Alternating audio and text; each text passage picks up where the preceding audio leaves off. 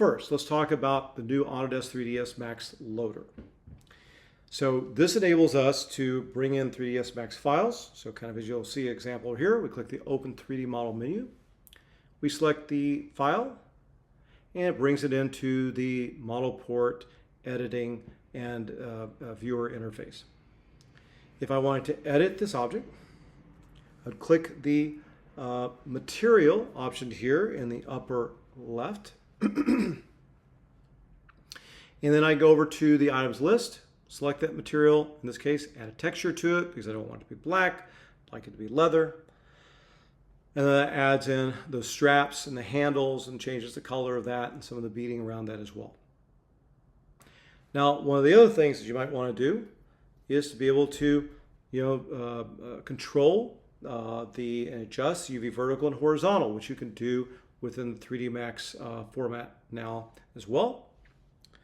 And if you would need to decrease that polygon count, like we're able to do with so many other objects, we can do that with this 3ds Max file too.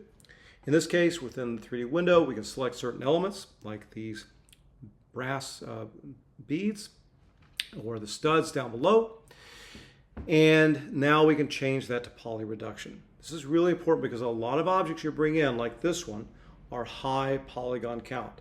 And also, many of the objects, it's not the entire object that's high polygon count, it's just a couple things.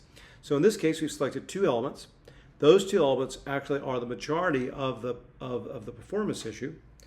And by selecting those, doing polygon reduction, we're going to see a reduction of quite a bit here.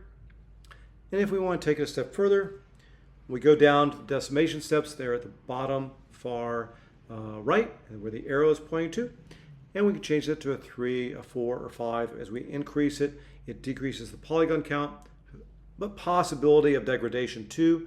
But for small things like this, probably won't see a lot of the degradation. But nonetheless,